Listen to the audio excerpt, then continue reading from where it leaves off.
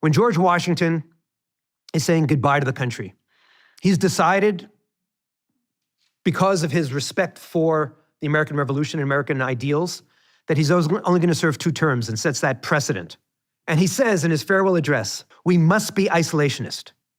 And in place of them, just and amicable feelings towards all should be cultivated. But then it gets really interesting. He says, the nation which indulges towards another an habitual hatred or a habitual fondness is in some degree a slave. It's a slave to its animosity or to its affection. In those words, in those lines, George Washington comes out very strongly as an isolationist, as we would call it today. But we see that his isolationism is actually integrated with an idealism. Tell me a little bit about the context of that moment and the power of those words and that vision. Washington's farewell address is sort of the seminal political statement of the founding era in America. It's his last political will and testament. He's writing it intentionally for future generations of Americans to follow. And he's laying down key principles of American success as he sees it. But he's also drawing very consciously, as all the founders did, on history, specifically the history of how democratic republics had failed in the past. So this is really, laying out why the study of history and applied history is so essential. The founders understood that democracy was far from a sure thing. It was a rebellious project at best, but democratic republics such as ancient Greece and Rome had failed. And so they were drawing on the lessons of history to try to figure out how to reinforce the American experiment.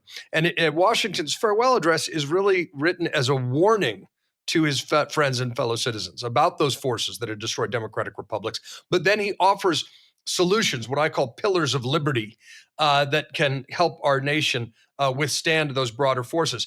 It's worth just pulling back slightly to understand that the preoccupations of danger, the premonitions of danger that he saw, were predominantly what we would call hyper-partisanship, what they called faction.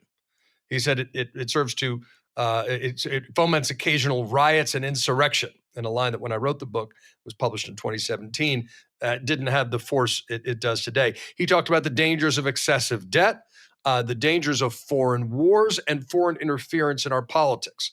So these are all incredibly urgent issues. The section you cite is about what I call a foreign policy of independence. I do not view it, as it has popularly been viewed, as a endorsement of isolationism.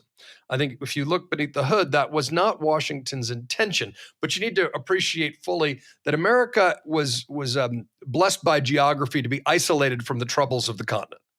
And that was something to be exploited as America, in Washington's view, grew its strength to be an independent nation on the world stage. He also had a view that we wanted commercial relations with every nation, but political dependence on none. He had a view of the importance of neutrality when it came to choosing sides in Europe's various fights, particularly between England and France. Historically, it has been used to invoke Washington to defend a spirit of isolationism, or its advocates might say non-interventionism. I think it's more properly understood as a statement of principle around an independent foreign policy, that America should be, guided by its own interests and by deeper principles. And I think that, invoking Washington, for example, to defend the first America First policy, which had a lot of people saying the United States should be neutral with the rise of Nazism and the expansion of Nazi power in Europe in the late 1930s, early 1940s. I think that was a misappropriation of Washington's advice, because it was not in the interests of the United States to allow Nazism to control the European continent. So I think a slight clarification that's contrary to how it's often understood. And I'll also say the phrase that most people think they know from Washington's farewell address, which is no entangling alliances, does not appear in the speech. It's actually from Jefferson's first inaugural.